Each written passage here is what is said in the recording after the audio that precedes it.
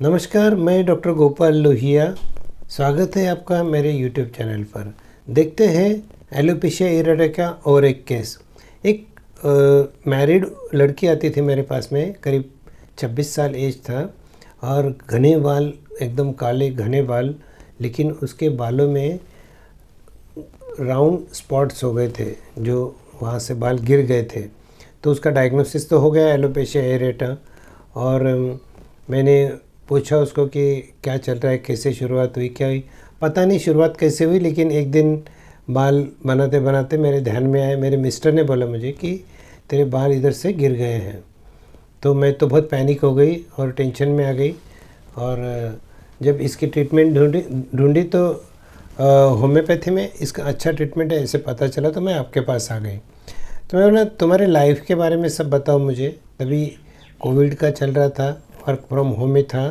तो वो बोली वर्क फ्रॉम होम ही है मेरा, लेकिन अब घर पे रहती हो, घर में मेरी सास भी है, तो कुछ न कुछ वो बोलते ही रहती है मुझे। करीब 1 साल से जब से मैं घर पे हूँ तब से रोज़ के ताने सुनते रहती हूँ। तो मुझे बहुत गुस्सा आता है, लेकिन मेरे मिस्टर मुझे समझाते हैं कि नहीं, मेरी माँ है, छोड़ दे, उसका स्वभाव ही ऐसा है, तू ध्यान मत दे, तू तो समझदार है, वो नहीं समझ रही है तो क्या हो गया, तो छोड़ दे। लेकिन डॉक्टर साहब, मेरा भी तो मन है ना। मैं बहुत इंसल्टेड फील करती हूँ, मुझे बहुत गुस्सा आता है, लेकिन मैं इनके तरफ देख के मैं बोलती नहीं हूँ। लेकिन बहुत तकलीफ़ होती है। वो बोलते कि तेरे माँ बाप ने तुझे सिखाया नहीं। तो मुझे लगता है कि क्या सही में मेरे अंदर कुछ कमज़ोरी है, मेरे अंदर कुछ कमी है कि जो मैं घर के काम भी नहीं कर सकते। क्या मैं इतनी बुरी हूँ? उसको खुद को ही ख़राब लगने लगा था, खुद के ऊपर का कॉन्फिडेंस ही उसका निकल गया था। और वो रोए जा रही थी, बात कर रही थी, रोए जा रही थी, बात कर रही थी। तो ये था केस। उसके हस्बैंड ने भी बताया कि डॉक्टर साहब, इसको गुस्सा आता है तो फिर ये बच्चे को मार देती है, बहुत मारती पीटती है इसको। और अकेले में मेरे ऊपर भी तो बहुत गुस्सा करती है, लेकिन अब मैं तो भी क्या करूँ, मेरे हाथ में कुछ नहीं। माँ बोलती है तो मैं माँ को भी नहीं बोल सकता, न मेरी वाइफ को बोल सकता। एटलीस्ट मैं वाइफ को समझा तो सकता हूँ कि भाई तू मम्मी को कुछ मत बोल, हो जाएगा धीरे धीरे सब ठीक।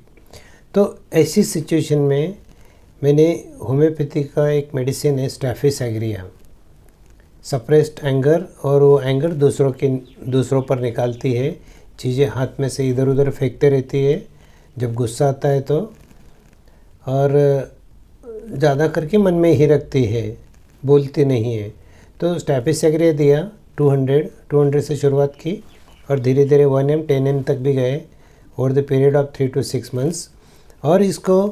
और यह बैच फ्लावर कॉम्बिनेशन शुरू किया, holly, willow, white chestnut, beech and agrimony. Beech holly इसलिए कि उसके दिमाग में से उसके सांस के लिए जो गुस्सा था वो निकल जाए, थोड़ा गुस्सा कम आए उसको।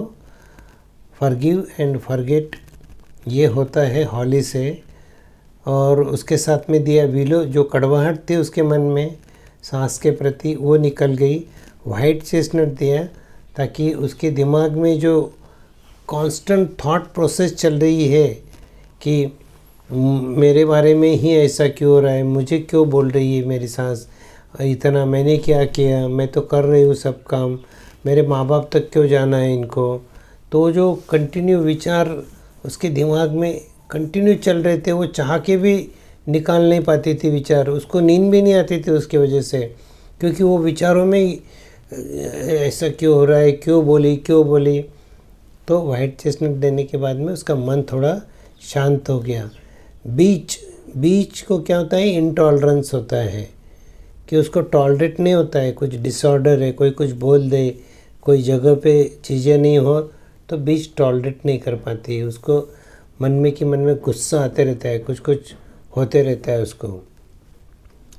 और एग्रीमनी इसलिए दिया उसको कि वो मन में गुस्सा रखते थे, बोल नहीं पाते थे। ये केस में भी क्या हुआ, धीरे धीरे जैसे जैसे 1-2-3 महीने के बाद में धीरे धीरे उसको बाल आने शुरू हो गए और धीरे धीरे वो ठीक हो गया। उसको क्या हुआ, over the period of time 6 महीने के बाद में और एक बार उसको रिलैप्स हुआ, क्योंकि मेंटेनिंग कॉज जो था उसके सांस के साथ का झगड़ा वो चालू ही था और ये उसको अभी भी सहन नहीं हो रहा था। तो इस वक्त मैंने होम्योपैथी का जो स्ट्रॉन्ग डोज बोलते हैं उसको 10 ml दे के उसको कवर किया। 10 ml देने के बाद में वो जो सांस ने तो बोलना बंद नहीं किया, लेकिन वो नज़रअंदाज करने लगी। वो उसके सबकॉन्शियस माइंड तक नहीं गया। फिर वो बोलती थी ठीक है चलो, इधर से सुना इधर से निकाल दिया। तो इस तरह से ये केस भी पूरा ठीक हो गया। Hope this case helps you.